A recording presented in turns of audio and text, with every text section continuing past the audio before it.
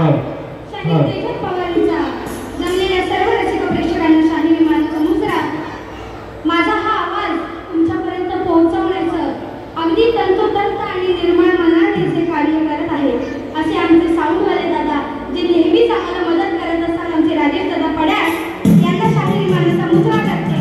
अगदी नेहमी कुठेही काही चूक झाली तरी मला मात्र नक्की सांगणार अशी माझ्या पाठीशी खंबीर उभे राहतात. तरी दादा तुम्हाला पुन्हा एकदा मानाचा मुजरा करते आणि आता जरा बुवांकडे वळूया. बरोबर हो ना?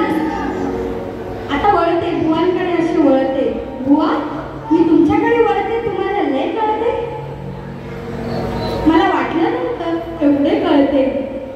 खरं तर असं म्हणायला पाहिजे मी आता की मला शक्ती तुला काहीच नाही कळला. या बुवांनाच भरपूर कळला. एकदा जोरदार टाळ्या होऊन जाऊ दे बघू. हा आता टाळ्या कोणासाठी ते सांगते.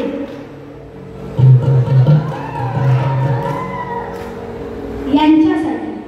कारण या एवढ्या वयात खरंच ते बाबा कुठे असतील जरा 2 मिनिटं त्यांना फक्त इथे स्टेजवर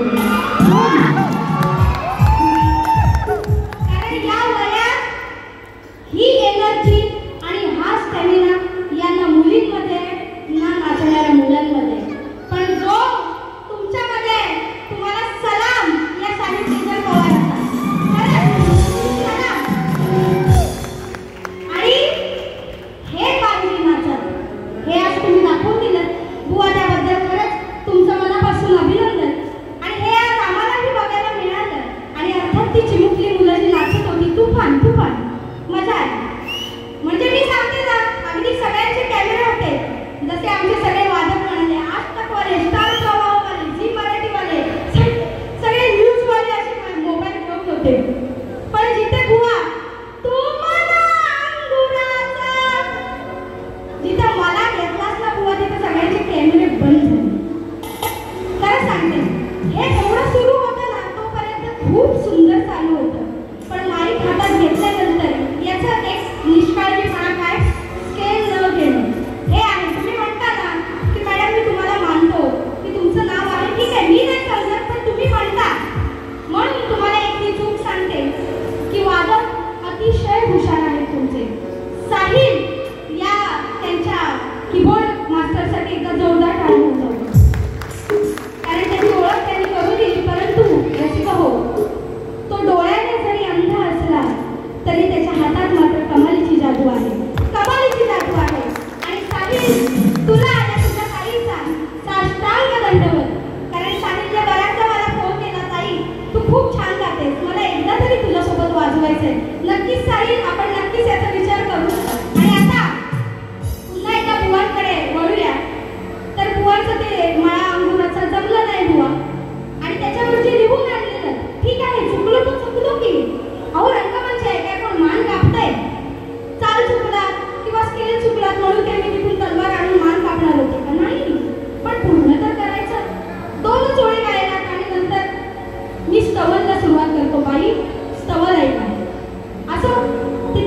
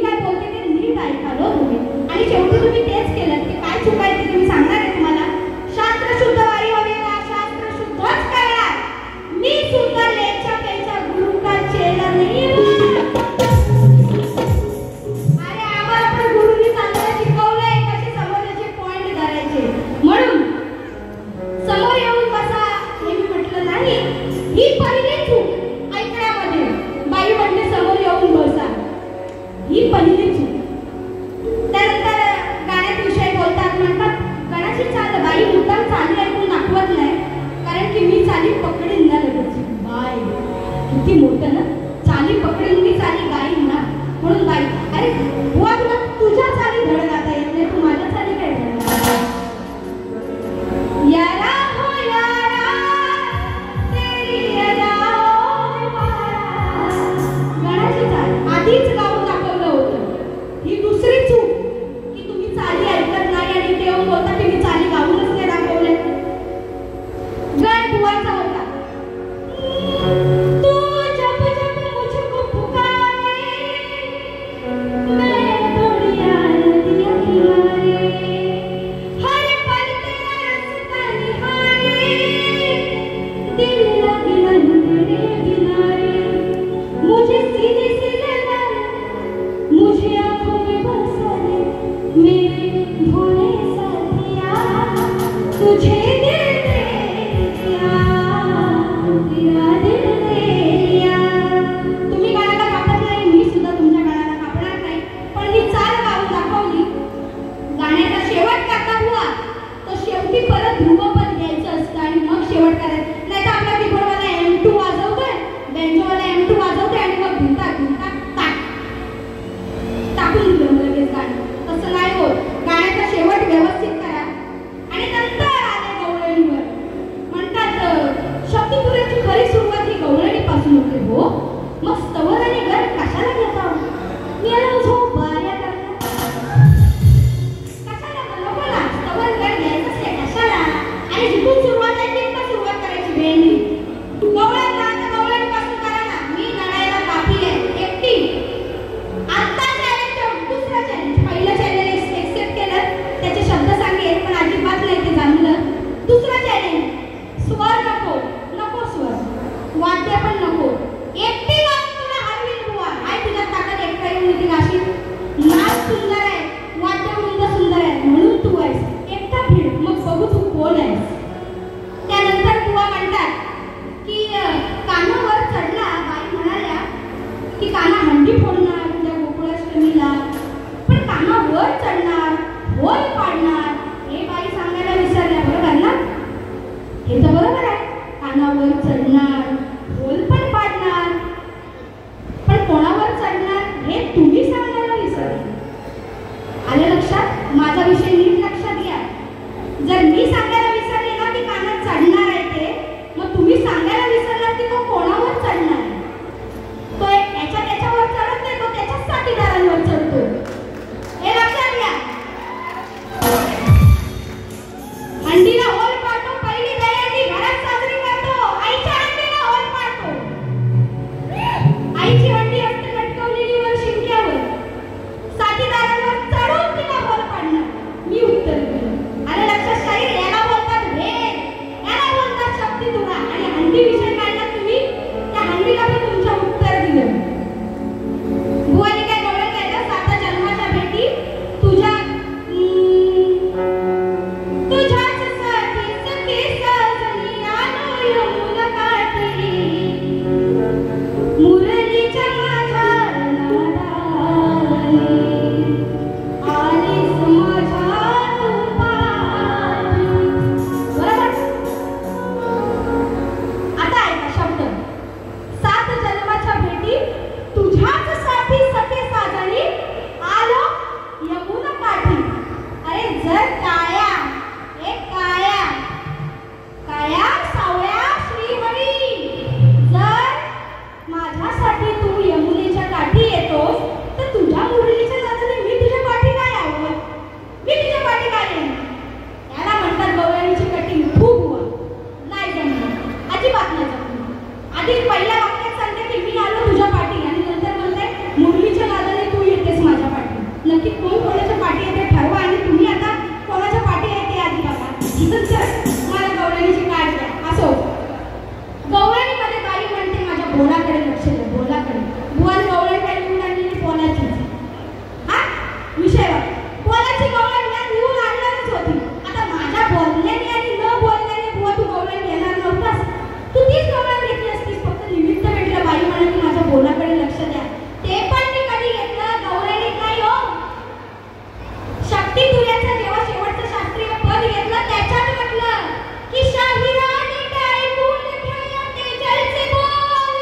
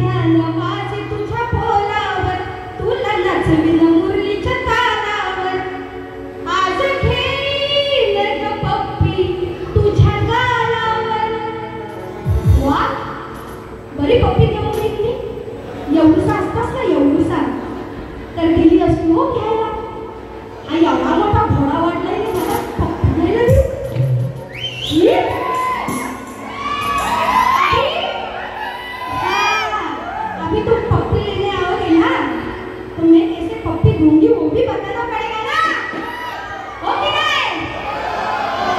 जेव्हा लक्ष देऊन होईल बोलावर, ते लक्ष दे बिंदास दे. आता पण लक्ष दे मी काय बोलते ते पण मनन कर, चिंतन कर, श्रवण कर, ध्यान धर, काय बोलते ते लक्ष दे. पण नंतर तुझं लक्ष कुठे गेलं पाहिजे ते तुला सांगते बघ तुझ्या कवळ्यांच्या काठी. जेव्हा लक्ष देऊन होईल बोलावर, मग लक्ष दे मुरलीच्या बोलावर. बरोबर? बोलून झालं राधेचं, बोलून झालं ना, राधेच्या बोलावर लक्ष ठेवलंस मग तुझ्या मुरलीच्या बोलावर लक्ष ठेव. नाही तर एक खोल जरी चुकवलास ना तरी तुझी मुरली अशी प्या वाजल.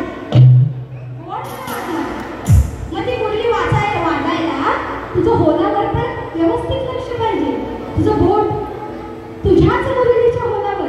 म्हणून जेव्हा लक्ष देऊन होईल बोलावर, मग लक्ष दे मुरलीच्या होलावर.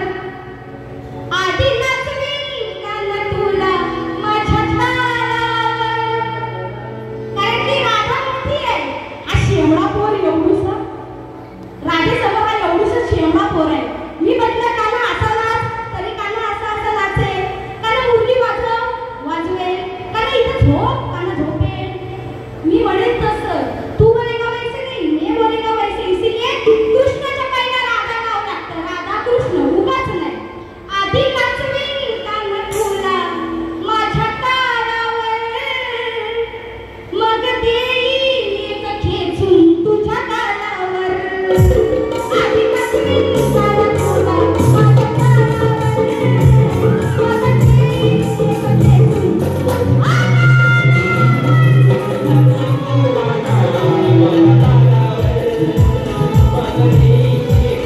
खेचून तुझ्या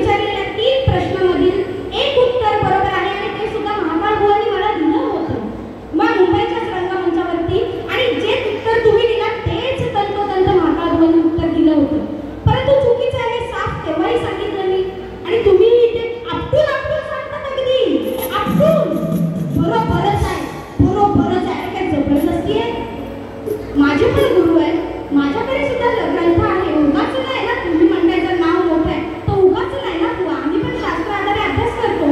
आता तुम्ही दिलेल्या प्रश्नाचं उत्तर नाही मला सापडले. माझ्या गुरु अजून अभ्यास करतील आणि पुढच्या बारीला प्रयत्न करू. हे मी मोठेपणाने सांगते. पण तुमचा मोठेपणा काय? हेच आहे बाई बाई. काय उगाच बाई बाई करायचा? एवढी घाई कसली लागली बुवा तुला? चुकीचं आहे. तू बरोबर नाही आहेस बुवा. ते झाल्यानंतर एक मजेशीर विषय असा, गाढव. बुवाला मी गाढव म्हटलं. नाही थांबला बुवाला. वरून ना खालून ना बाजून बाजून सगळीकडे झालं. मग बुवा विचारतात, ही मला गाढव म्हणते, मग तुम्ही सांगा ही कोण? मग तुम्ही काय म्हणालात? जरा जोरात एकदा म्हणा. नाही हे आता तुम्ही त्यांनी म्हटल्यावर म्हणताय. त्याच्या आधी तुम्ही काय म्हणालात? डार्विन. अरे मस्त म्हणायला मी काय ह्याला रेडा म्हटलं? मला सांगा, गाढवाला म्हस लागते का गाढवीनच लागते? आणि रेड्याला म्हस लागते का रेड्याला? आपल्या म्हशीला रेडा लागतो का म्हशीला गाढव लागेल? मस्त एवढी तो गाढव केली. हे तुमचं ऐकलं. आता गाढव म्हटलं का गाढवीन बोला की, म्हणजे स्वतः एक्सेप्ट करतात. आता मी गाढव आहे ना, मग ही बोल. म्हणजे तू गाढव आहेस तर तू मान्य केलं तर मग माझं गाढव बरोबर लागलं तुला. गाढवाचं गाढवच आहेस तू. गाढव. नशीब रेडा नाही म्हणतात. रेडावरून माझ्याकडे एवढी गाणी आहे. नशीब तुझं की मी रेडा नाही म्हटलं. पण तू म्हैस म्हणालास त्याचा मला ते मात्रही रागणार नाही. छे, कारण ती तुमची बुद्धी आहे. गाढवाला म्हैस लागते. आज नवीन इतिहास घडलाय. या बक्षीस आली. गाणं बघा काय? नखवा बोटीनं फिरवला, केला भावाशी वाद, तेव्हा झाला संवाद. केला भावाशी वाद, तेव्हा झाला संवाद. एक कथा अशी घडली, सखियाला भाऊजाई नाही सोडली. सखियाला भाऊजाई नाही सोडली. सखियाला भाऊजाई नाही सोडली.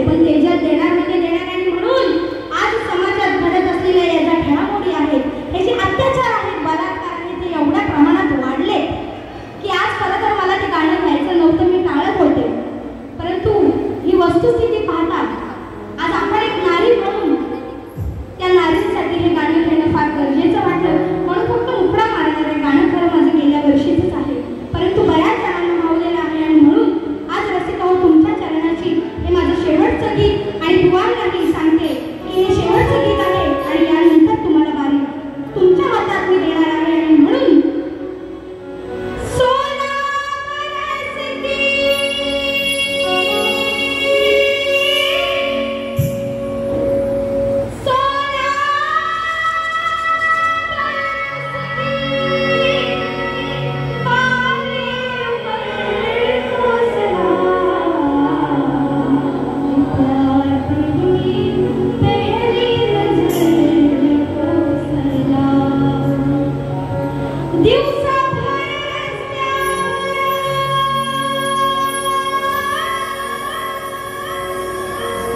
Deus